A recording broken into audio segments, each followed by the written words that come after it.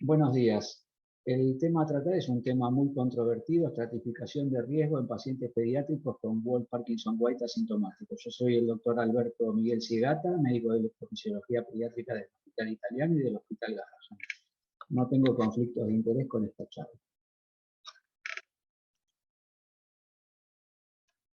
El síndrome de Wolff-Parkinson-White fue descrito en el año 1930 asociando la presencia de excitación ventricular con episodios frecuentes de taquicardia supraventricular.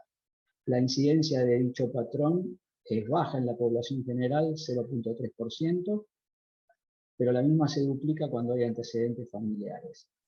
El Wolff asintomático se define como la presencia del patrón electrocardiográfico característico en ausencia absoluta de síntomas cardiovasculares.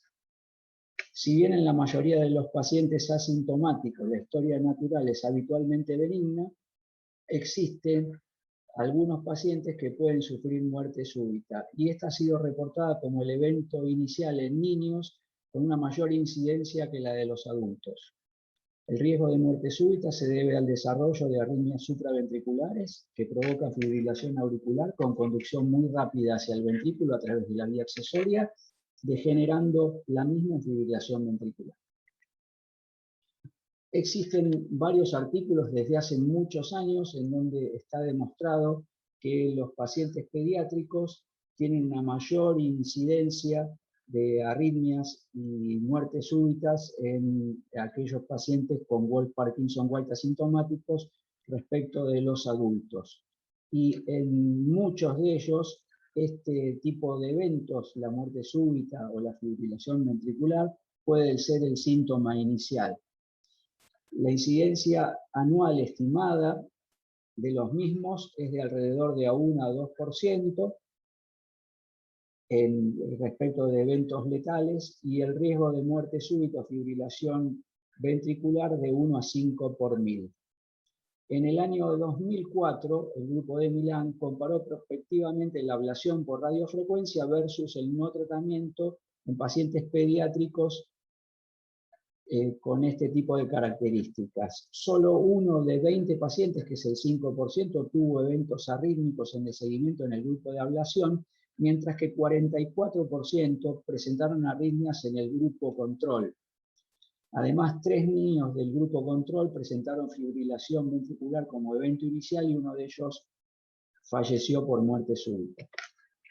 Por dicho motivo es que en el año 2012 se presentó un consenso estadounidense respecto de cómo evaluar dichos pacientes. Se considera la evaluación inicial con un electrobasal, y en el electrobasal lo que uno mira es si el paciente tiene preexcitación permanente o intermitente. Si la preexcitación era intermitente, se creía que esos pacientes estaban en un grupo de bajo riesgo y se le hacía seguimiento cardiológico con pautas de alarma. En aquellos pacientes con Wolff-Parkinson-White permanente, que son en general mayores de 6 años, se les puede realizar ergometría, y si en la ergometría el patrón de Wolff desaparecía en forma abrupta, también ese grupo iban a seguimiento cardiológico con pautas de alarma, considerándoselo dentro de un grupo de menor riesgo. En cambio, aquellos pacientes en el cual el Wolff persiste o la pérdida del patrón ha sido paulatina, se considera que esos pacientes deben ser sometidos a un estudio electrofisiológico diagnóstico, ya sea transesofágico o intracardíaco.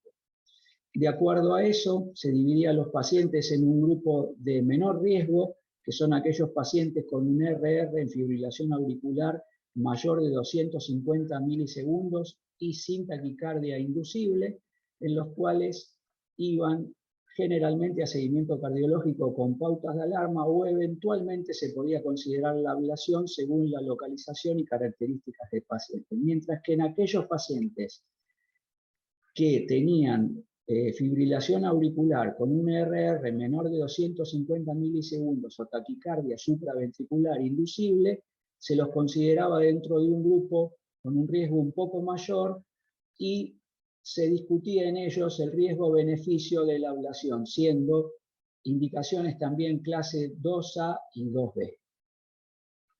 Aquí tenemos un ejemplo en el electrocardiograma de un Wolff-Parkinson-White intermitente en forma espontánea. Aquí tenemos un ejemplo en otro paciente de durante la ergometría la desaparición abrupta del Wolff-Parkinson-White, y en este caso es el caso de un paciente que tiene esas características, es decir, que tiene un Wolff-Parkinson-White intermitente. Acá ven el patrón en esta parte del electro con Wolff-Parkinson-White, y en este otro electro no tiene Wolff-Parkinson-White. Sin embargo, ese paciente desarrolla fibrilación ventricular y muerte súbita constatada. A partir de ese consenso, en los años sucesivos empezaron a aparecer una serie de estudios para estratificar el riesgo en los pacientes, por ejemplo, como este estudio, que eran eventos potencialmente malignos.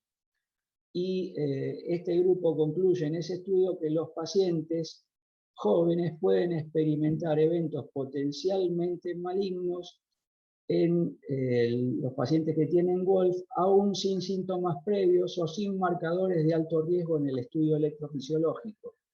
Ya se sabe que el estudio electrofisiológico lo que hace es tener una buena sensibilidad, pero una muy baja especificidad. Este otro grupo lo que hace es comparar cómo trataban a los pacientes en el año 2003 con respecto al año 2019.